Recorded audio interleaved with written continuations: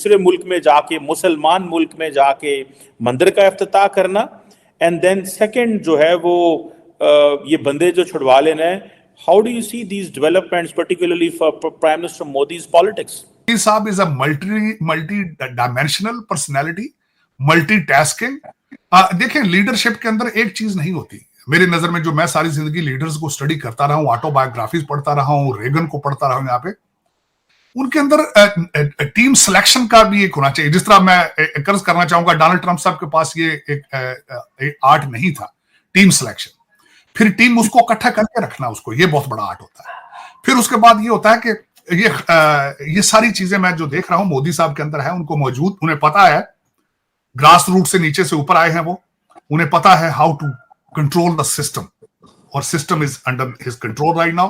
He has a huge list of his accomplishments, जिसमें सबसे सारे नाम जो है वो इकोनॉमी और इफेक्टिव डिप्लोमेसी जिसका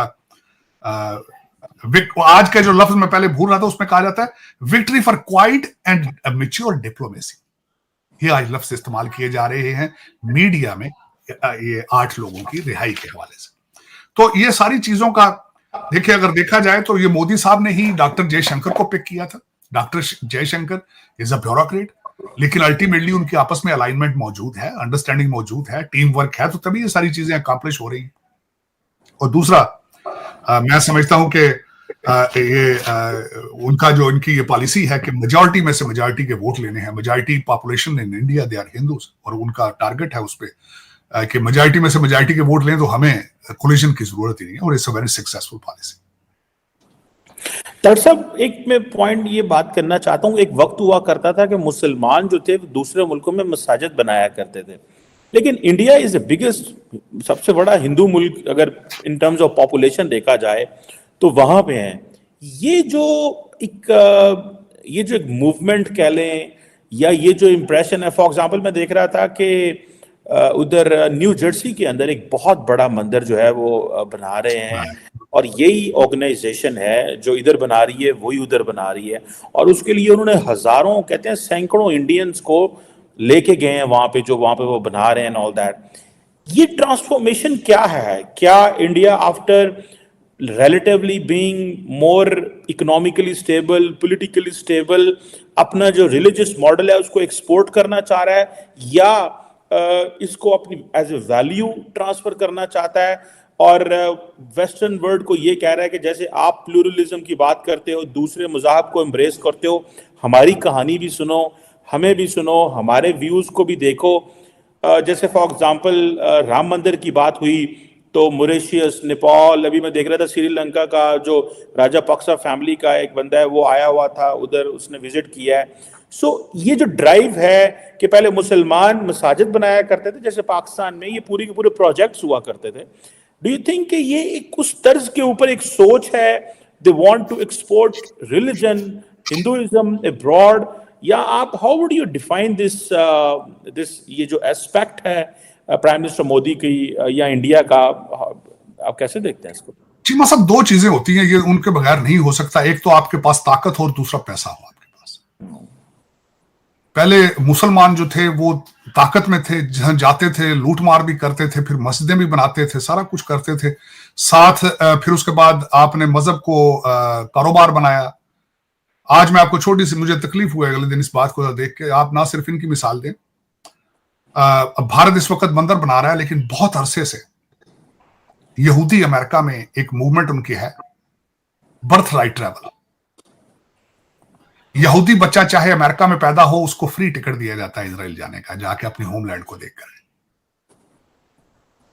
लेकिन हमारे सऊदी अरेबिया के पास यहूदियों से ज्यादा पैसा होगा, लेकिन वो हज और उम्रे के ऊपर भी कारोबार करते हैं,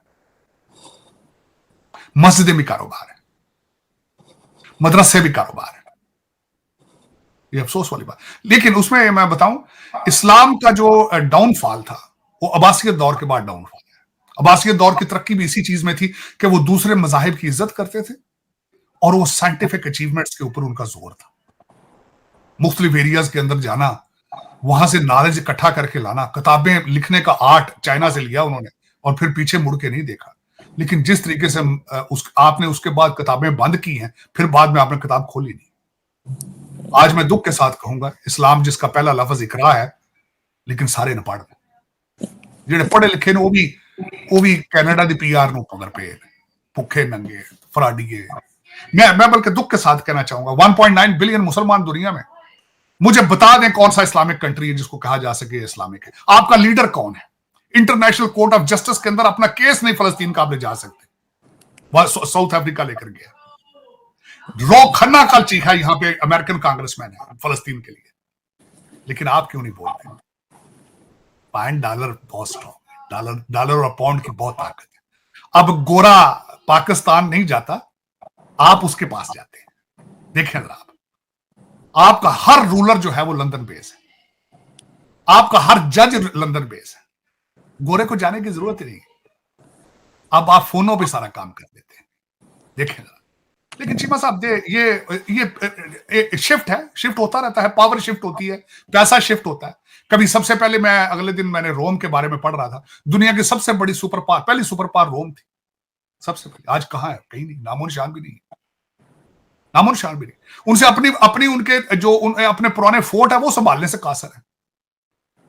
तो ये शिफ्ट होता रहता है, ये ऐसी कोई बड़ी बात नहीं है। चाइना के हालात देखे, ओपीएम वॉर की जरा हिस्ट्री पढ़ के देखे तो शर्मिंदगी के अलावा कुछ भी नहीं उसमें। हमारे अमेरिका की, मैं भारत की, चीमा साहब मैं दुख के साथ कहूंगा, भारत को एक कॉरपोरेशन ने टेक ओवर किया है, और जो क्लाइव जो आया था वो 20 साल उसकी उम्र थी, और जो दूसरा आपके साथ ब्रिटिश रूलर उसके साथ आया था निकलसन, उसकी उम्र 17 साल थी।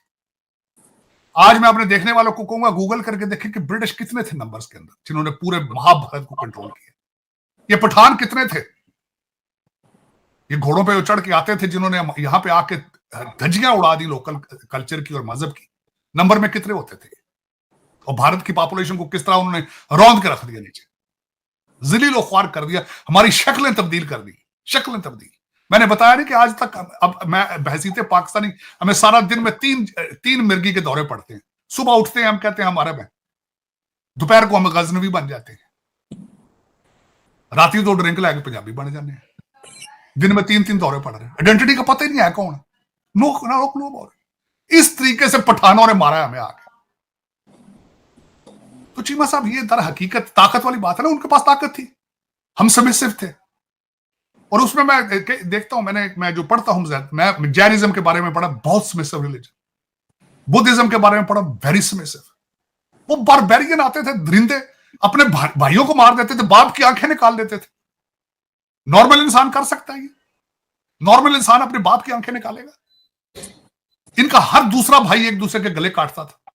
देखें जरा, they were not normal people, they were barbaric। दरिंदगी थी उनके अंदर मेरी नजर में। मैंने आज देख लें आप अफगानिस्तान में, चीमा साहब 60 साल का बंदा है, 15 साल की लड़की से शादी कर रहा है, कोई नॉर्मल इंसान करेगा? देखें आज आप अफगानिस्तान देखें, जहां से हर बंदा उतरा है घोड़े से और हमें जलील करके गया, आज उसकी एक सड़क सीधी नहीं है वहां। कतर में हिरासत में रखे गए भारतीय नौसेना के 8 पूर्व अफसरों को रिहा कर दिया गया है। इन 8 में से 7 अपने वतन भारत वापस लौट आए हैं। विदेश मंत्रालय ने एक बयान जारी कर कहा, 8 भारतीय नागरिकों की रिहाई का स्वागत किया जाता है जो दोहरा ग्लोबल कंपनी में काम कर रहे थे और कतर में हिरासत में थे। कतर में इन भारतीयों को अगस्त 2022 में हिरासत में लिया गया था। पिछले साल कतर की अदालत ने इन्हें जासूसी के मामले में दोषी ठहराते हुए फांसी तक की सजा सुनाई थी। हालांकि बाद में इस सजा को कम कर दिया गया था। भारतीयों की रिहाई ऐसे वक्त में हुई है जब 14 फरवरी को प्रधानमंत्री नरेंद्र मोदी कतर की राजधानी दोहा जा रहे हैं। पीएम मोदी यूएई के दौरे के बाद कतर पहुंचेंगे। बता दें, इन सभी पूर्व अफसरों ने भारतीय नौसेना में 20 साल तक सेवा दी थी। नेवी में रहते हुए उनका कार्यकाल बेदाग रहा और अहम पदों पर भी स्थापित रहे। इन पूर्व अफसरों को अगस्त 2022 में गिरफ्तार किया गया था, लेकिन इसकी खबर 25 अक्टूबर को सामने आई थी। फिर पिछले साल 1 मार्च को इनकी जमानत याचिका खारिज हो गई। 25 मार्च को आरोप तय हुए और 29 मार्च से मुकदमा शुरू हुआ। 26 अक्टूबर को कोर्ट ने इन सभी को